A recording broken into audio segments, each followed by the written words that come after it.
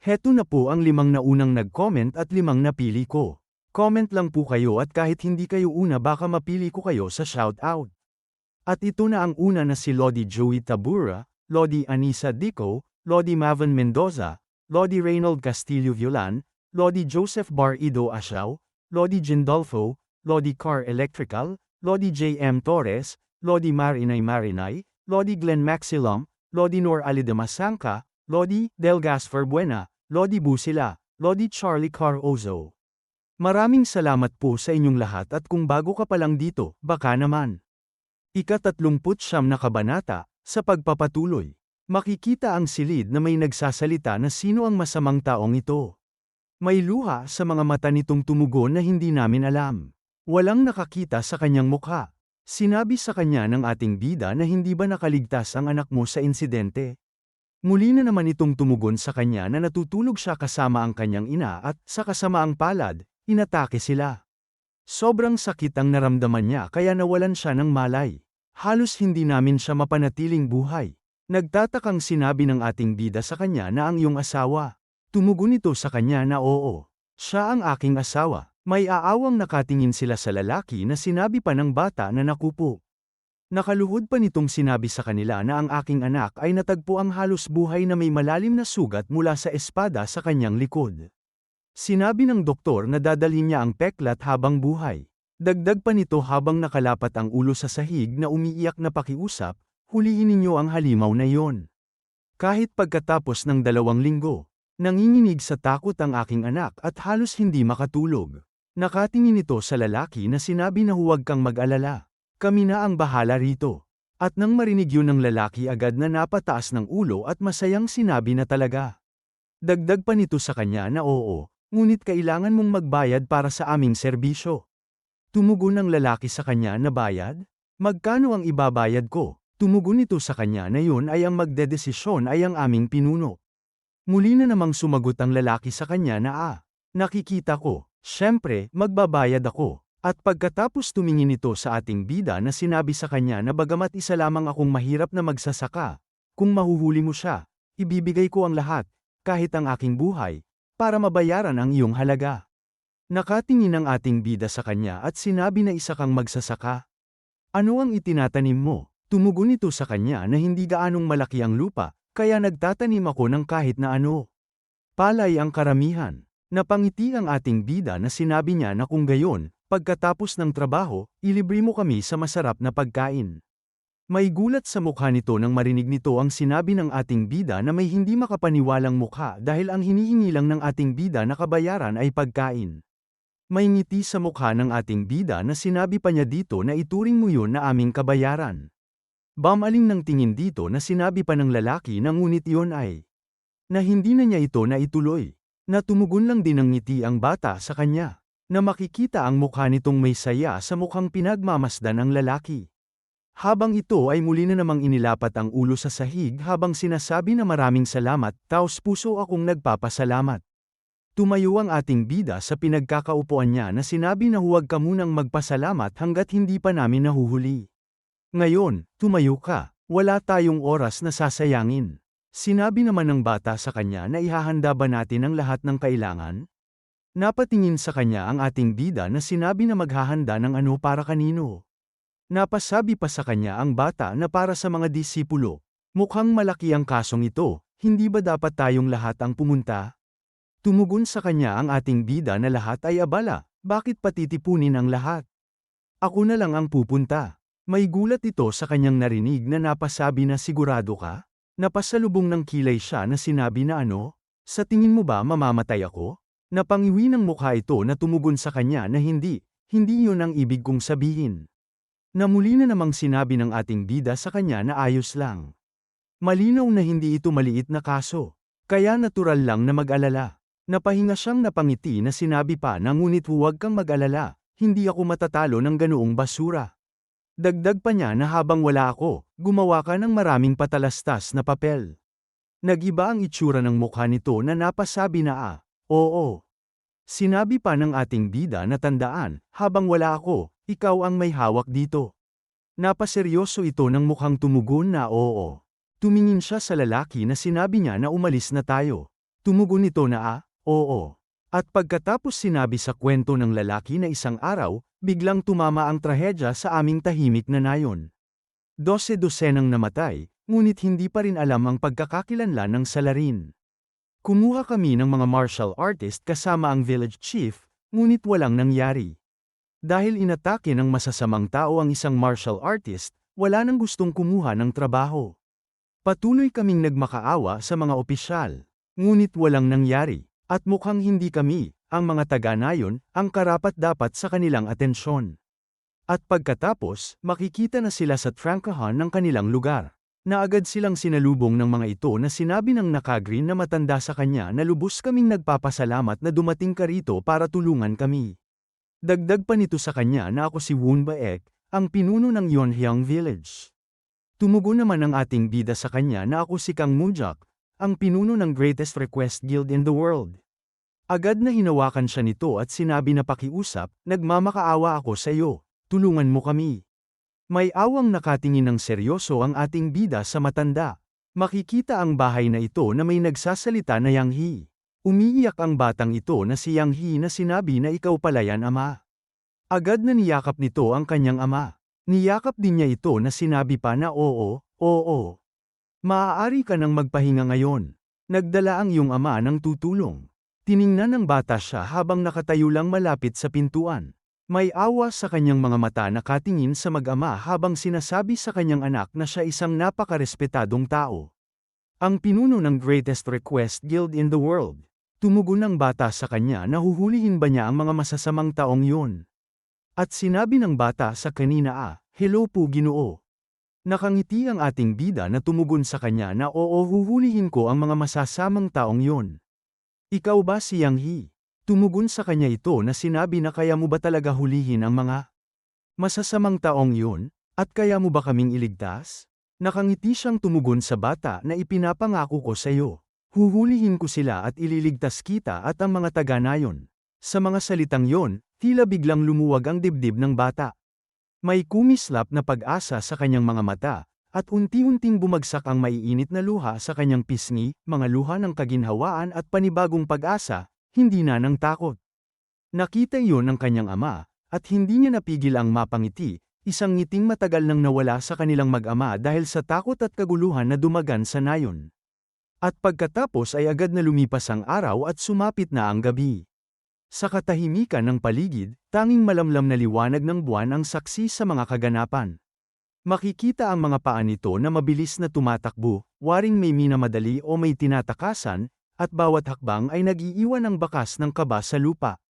Makikita ang mga ito na papalapit na sa nayon, nakasuot ng purong itim mula ulo hanggang paa, at nakatakip ang kanilang mga mukha. Walang naririnig na salita, tanging pagaspas ng hangin at mahinang kaluskus ng damo ang naghuhudyat na dumarating na ang panganib.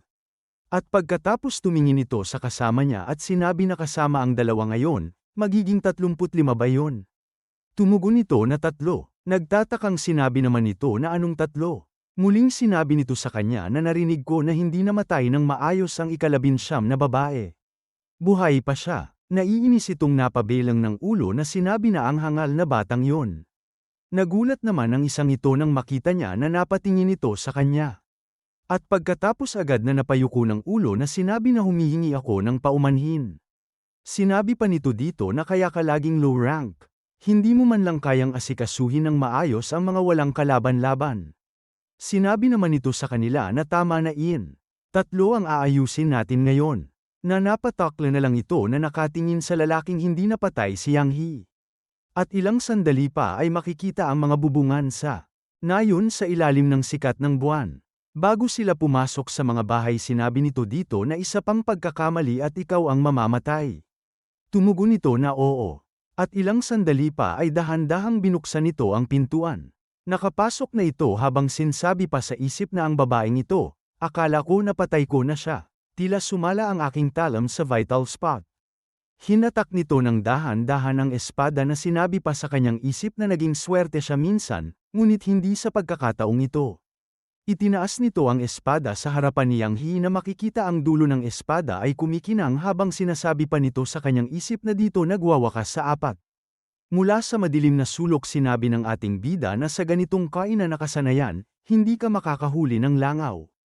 Nagulat naman ito na agad na napalaki ng mga mata nang mapakinggan niya ito. Agad na bamaling ito sa kanyang likod na may nakatutok na espada na sinabi pa na sino ka. Dahan-daang lumabas ang ating bida mula sa madilim na sulok ng bahay na may lumiliwanag na mga mata na sinabi pa niya na ako ang maghahatid sa iyo sa kabilang buhay.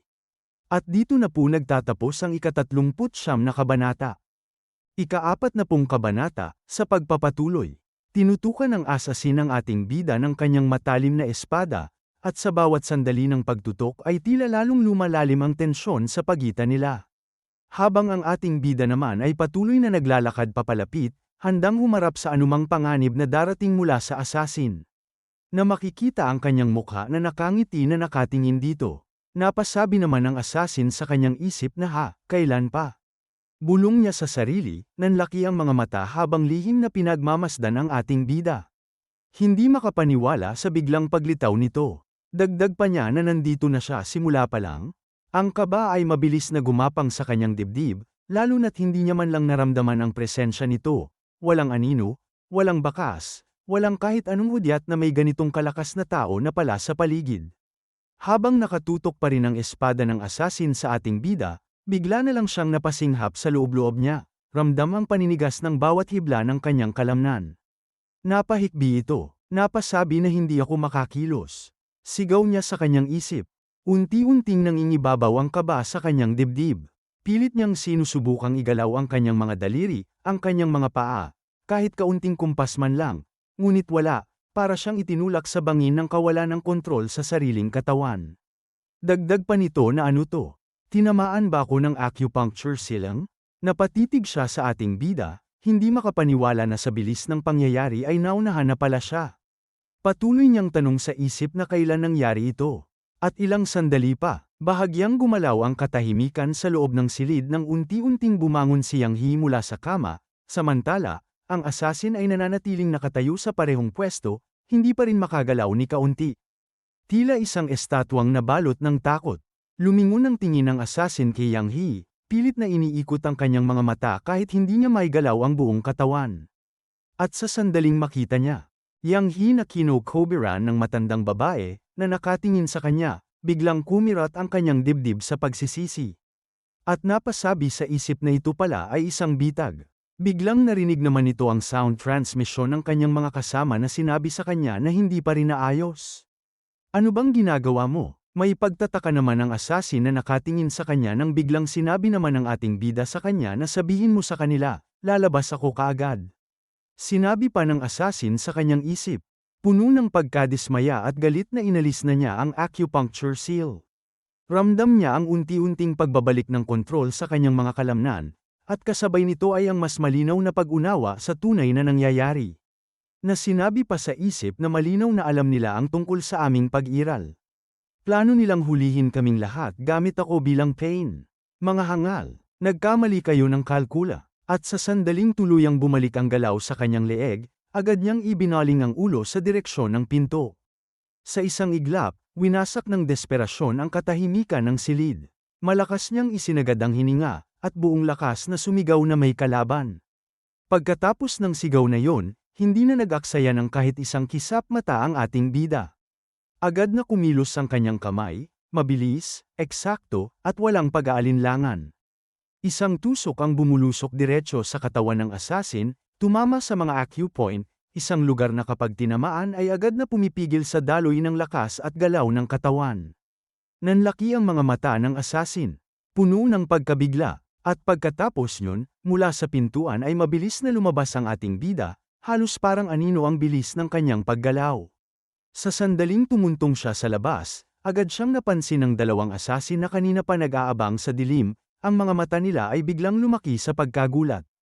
Mabilis namang tumalon ang dalawa sa magkabilang direksyon, para bang sanay na sanay silang umiwas sa anumang biglaang panganib. At nang makita niya ang eksenang yon, napasambit na lamang siya. May bahid ng inis sa kanyang mukha na buwisit. Mabilis namang hinabol ng ating bida ang isa, hindi na nag-aksaya ng kahit isang segundo sa pag-alinlangan. Sa sandaling makita niyang kumilos ito papalayo, Agad siyang sumugod, parang kidlat na humahabol sa nagtatakas na anino. Napalingon ang assassin sa likod, halos tumigil sa galaw nang makita niya ang ating bida na sumusunod sa kanya nang walang kahirap-hirap. Sa loob-loob niya, napasabi siya ng may halong pagkabigla at takot na paano niya nagawang humabol. Agad na binatuhan siya ng assassin ng 3 bilog na bagay. Mabilis at eksaktong lumipad sa hangin papunta sa kanya. Agad na winasiwas ng ating bida ang kanyang kamay sa itim na bilog na bagay na mabilis na paparating sa kanya. Sa galaw na halos parang kidlat, nahati ang hangin sa paligid. Nakatingin ang assassin sa kanya, ang mga mata puno ng halong pagkabigla at pang-iinsulto, habang sumambit sa kanyang isip ng may bahagyang pangungutya, hahaha. Gago, iyan ang kulog ng langit. Akala mo kaya mong harangin yan gamit lang ang iyong mga kamay? At ilang sandali pa, biglang sumabog sa harapan ng ating bida ang isang malakas na pagsabog, na tila yumanig ang hangin sa paligid. Ang liwanag at init nito ay sumiklab sa ere, na nagdulot ng malakas na alon ng enerhiya na pumalo sa paligid at nagpaalab sa bawat alikabok at maliliit na bato. Tumigil ang assassin sa pagtakbo at humarap pabalik, nakatitig sa makapal na usok na unti-unting bumabalot sa paligid, usok na dulot ng malakas na pagsabog na dapat ay lumamon sa ating bida. At napasabi pa ito na hehe. Ano na, puno ng panunuya at kumpiyansang ibinalik ang lakas ng loob na kanina lamang ay guguho na. Mapupunta ka sa katawan na hindi na mahahanap pa. Dagdag niya, may malamig na kasiguruhan sa boses na parabang nakikita na niya ang patay na ang ating bida na natabunan ng abo at durog na lupa. Ngunit sa mismong sandaling yon, sa kabila ng pagkakapanatag at kumpiyansang nararamdaman niya. Biglang nagulat ang assassin. Mula sa makapal na usok, mabilis na sumulpot ang dalawang matulis na daliri ng ating bida, tuwid at mabilis na tumusok patungo sa kanya. Tumama ang dalawang daliri ng ating bida sa noo ng assassin, kasabay ng mabilis at tumpak na pagdampi sa magkabilang baba ng kanyang mga balikat. Sa sandaling yun, ramdam ng assassin ang isang matinding puwersa na pumihil sa bawat galaw niya, parang bigla siyang naipit at hindi na makagalaw. Mula sa makapal na usok, dahan-daang lumabas ang ating bida. Ang katawan ay maingat ngunit mabilis na iniling upang maalis ang mga alikabok at labi ng usok na pumapalibot sa kanya. Habang naninindigan siya ng matatag, sinabi niya na para sa isang nakatagong sandata, medyo malakas yun. Medyo nagulat ako. Samantala, ang assassin ay nananatiling nakapako sa parehong posisyon, hindi makagalaw, bawat hibla ng kanyang katawan ay parang kinandado. Nanlaki ang mga mata ng assassin, halos hindi makapaniwala sa nangyari sa kanya. Sa loob-loob niya, mabilis na sumambit ang isang nagngangalit at naguguluhang boses ng isip na hindi, paano nangyari ito? At pagkatapos, sa isang iglap, biglang umatake ang ating bida. Malakas niyang sinuntok ang assassin sa sikmura, at ramdam ang malakas na impact sa bawat hibla ng katawan nito. Hinayla niya ito sa paa habang nawala ng malay na sinabi pa ng ating bida na nakalampas ang isa, pero sapat na siguro ang mahuli ang dalawa. At ilang sandali pa ay hinarap niya ang assassin sa mga taga-baryo na sinabi ng mga ito na sa wakas, nahuli rin ikaw. At kahit patayin ka namin rito mismo, hindi pa rin sapat bilang kabayaran. Dagdag pa ng isa na anong galit ang mayroon ka sa amin para gumawa ka ng ganyang kasuklam-suklam na mga gawa.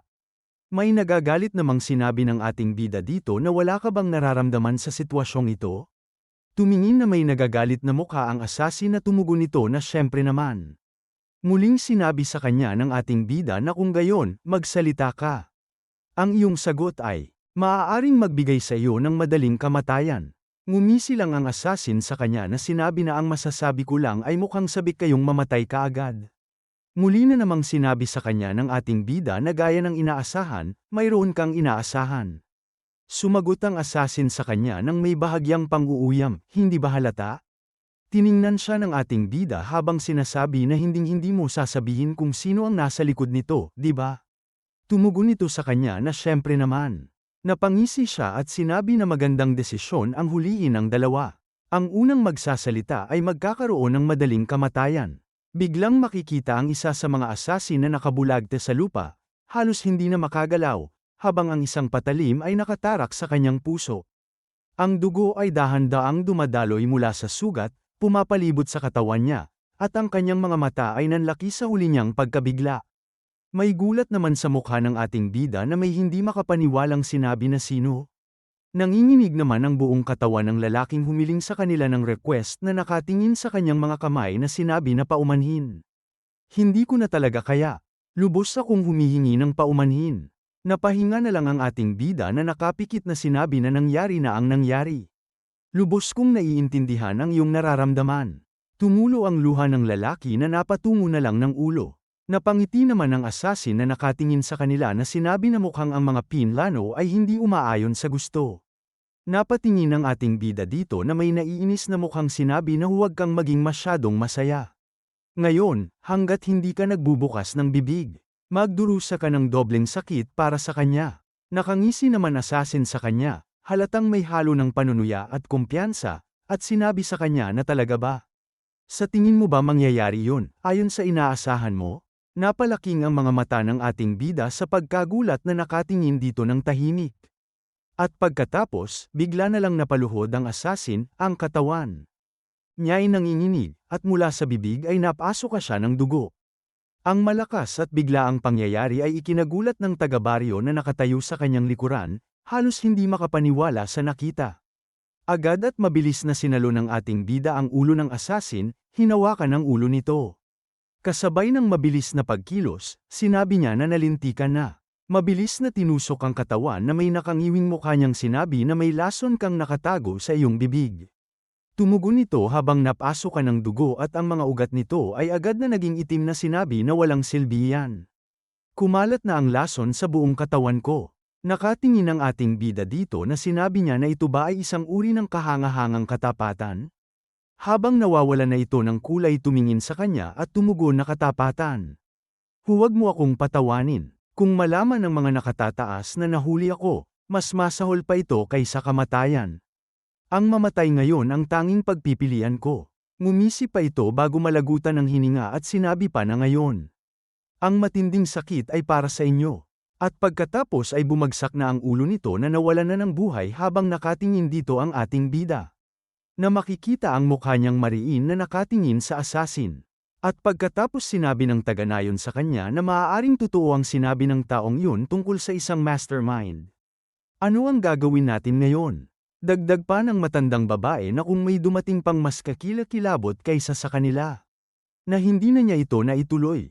Na napaseryoso siya ng tingin at sinabi na huwag kayong mag-alala, mananatili ako dito pansamantala at maghihintay na lumabas sila. Masayang tumugon ang mga ito na sinabi ng isang lalaki sa kanya na talaga. Dagdag pa ng chief sa kanya na kung gagawin mo yan, mas magiging ligtas ang pakiramdam ko. Sinabi pa ng matandang babae na tunay na nagpapasalamat kami sa iyo ng sobra. Nakatingin pa din ang ating bida sa assassin na sinabi pa niya sa isip na hindi ako maaaring umalis nang hindi inaayos ng malinis ang lahat. Napatingin siya ng ulo na sinabi pa sa isip na maaaring mas matagal ito kaysa sa inaasahan. Siguro, kakayanin naman nila nang wala ako. Ang tinutukoy niya ay ang kanyang sekta. At pagkatapos may gulat sa mukha ni Lady Song gayon na sinabi na ano? Hindi pa siya nakabalik sa loob ng 5 araw? Tumugon sa kanya ito na sinabi na oo. Dagdag pang sinabi sa kanya ni Lady Song gayon na bakit ngayon mo lang sinasabi ito? Muli na namang sinabi sa kanya ng bata na sinabi ng pinuno ng sekta na babalik siya kaagad. Tumugon siya na 5 araw. Tiyak na may nangyari, na seryosong sinabi ng bata sa kanya na kaya sinasabi ko sa iyo. Siguro kailangan kong pumunta at tingnan. Napasabi sa kanya si Lady gayon na lahat ba tayo ay pupunta sa nayo ng Yonhyang. Sinagot siya ng bata na tila mas magandang ideya ang ipadala sina Jokwool at Manchun.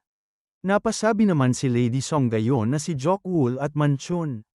At pagkatapos makikita silang dalawa na masayang sinabi ni Jokwool na oo. Sa katunayan, nagbubunga ang pagsisikap sa pagtuturo sa kanila. At dito na po nagtatapos ang ika-40 kabanata.